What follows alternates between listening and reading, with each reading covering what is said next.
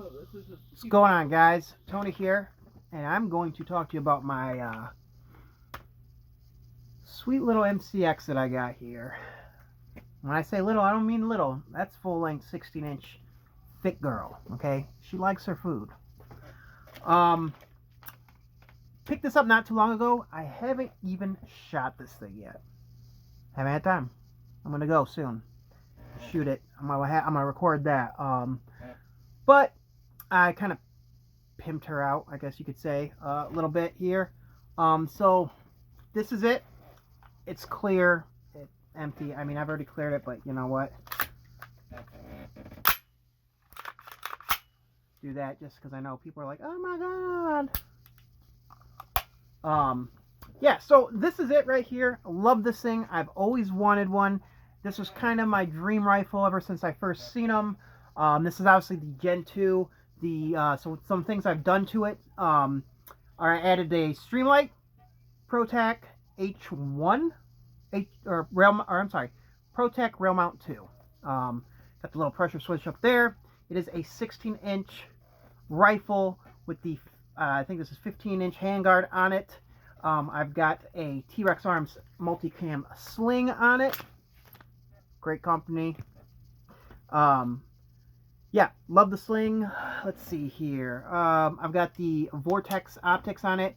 I opted to go with the I think this is the Crossfire because I've already had it, so I just threw it on here. And then I picked up a local range / gun shop was having a factory day sale, and they had a bunch of reps out there from SIG, Smith & Wesson, a bunch of them, right? Shadow Systems, I believe. And one of the deals they had was all, I think it was Vortex and EOTech were 20% off. So at the time, I had just picked this up, and I wasn't sure if I wanted to put a 1-6 on here or get an EOTech and a Magnifier. And then I started thinking, money-wise, I have the red dot. Why not just get a Magnifier? Save me several $100 to $1,000, you know. Because I did, you know, because this rifle ain't cheap.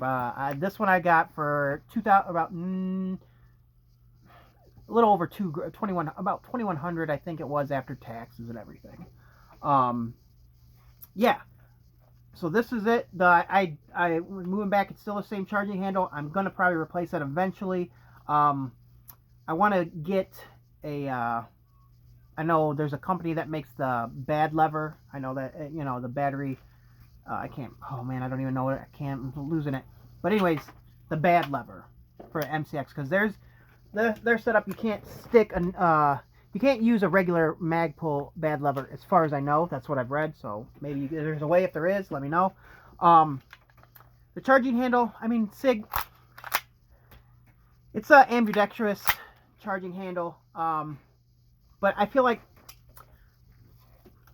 the cost of the rifle could have gave me a better charging handle. I'm not a fan of it.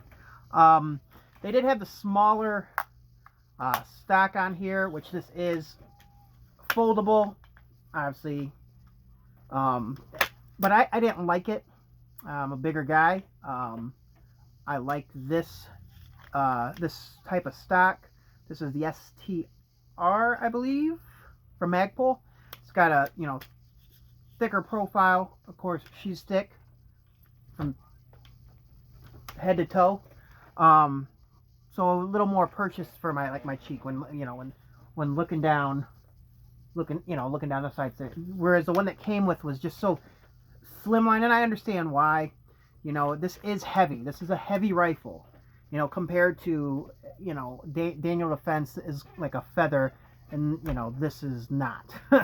You know, it's a heavy thing. So I understand why they kind of went with that to, you know, the slimmer one to kind of ease up on that weight. But I mean, like I said, I feel like you could have had a little bigger one on there, especially for $2,000. But yeah, the same grip that came with it. Like I said, the only stuff I've really done is obviously added to is the sling, sights, light, and this changed out the stock to one I had, and put the slim one actually on my lighter AR, which That thing is, I mean, it's like air. I wasn't too happy. I would say, like, so I was torn between two rifles. So it was either this or Daniel Defense. And the reason I went with this is because, like I said earlier, ever since I seen the SIG MCX platform, I loved it. Fell in love with it. Just the way it looks. I think it kind of looks like, and this could be just me, and I can't remember where I heard it from, so I'm not trying to take credit for this. Someone said it kind of looks like if an ACR and a SCAR kind of had a weird love child, because it's so heavy and thick, you know what I mean? It kind of looks like, kind of like an ACR-ish, like futuristic. But yeah, no, so I end up going with this one, for one, because these are a lot harder to find. Daniel Defense, I mean, at the gun store at the time, the guy had a wall full. But this one was the only one they had. So I ended up going with this one, like I said. That reason, also because the MCX platform itself intrigues me. Like I said, it's piston. It's not it's like an AR-15, but it's not an AR-15, right? And the whole thing about the SIG MCX is how versatile it is, and how easy it is to swap out shorter barrel or different caliber. I think the bolt carrier group even says multi-cal, and like I said, I'm not 100% sure on it, but I think you just switch out the barrel and you're good to go. Shoot with like 300 blackout. Not sure. I don't know, but yeah, I mean, it's real easy. Once you pop this off, the handguard comes right off, which is awesome. Like I said, I wish I live in a state where you're not allowed to own SBRs, or, well, it's a hassle. Obviously, it's a hassle anywhere. Yeah, thanks, ATF. But you know, getting an SBR in my state is, and it's not gonna happen. You know, so I kind of wish it was a little shorter. I don't know, maybe you get the barrel chop, do like a 14.5, but have it pin and welded, so that way it's, you know, 16, and it's not an NFA item, which is dumb that we have to do that, you know. Anyways, but yeah, I mean, other than that, like I said, I don't know, I haven't shot it. I've shot SIG MCXs before, and loved them. I love there's like no recoil, love it. But I haven't shot this one yet, which I'm going to, and I'm going to record that. I got to sight it in and everything like that. But yeah, I mean, this is my current setup on it, and I know it's nothing too crazy, right? I had a buddy of mine was like, why didn't you get, you know, you got a $2,000 rifle, why didn't you get, you know, more expensive sight? And I'm like, well, you know, I like the Crossfire, I like, you know, Vortex stuff. I know they've got the what is that, the U8 or something, I'm not sure of the name, but I know they got a couple good optics, and plus I love Vortex's warranties are, you know, amazing. I've heard a lot of great things about them. So but for now, this is due. I mean, for now, like I said, this is fine.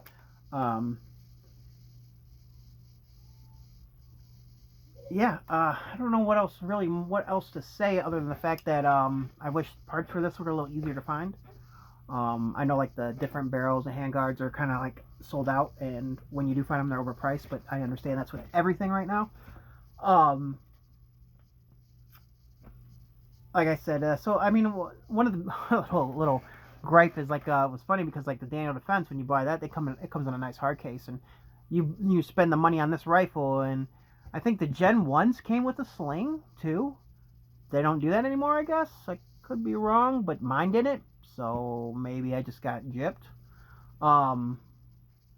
But yeah, so kind of like, that's one thing. It's the small things like that. You know, I did get a sticker, as you can see right here on my gun safe, my SIG sticker. And that was really it, you know. But I do like, you know, like, I know, like Daniel Defense, like I said, they come with a hard case, which is nice. You know, I feel like if you're spending so much money on these things, it's nice when companies can include anything. And one of the biggest gripes about companies that are selling rifles right now that don't have fixed sights is that they don't come with sights. give us some sights. You know, I'm spending $2,000 on a rifle. I shouldn't have to go out and spend another. You know what I mean? I don't know. That's just me. That's just me. But yeah, no. I mean, it's a great rifle. I love the way it looks. Love the way it feels. It is heavy, but it's fine for me.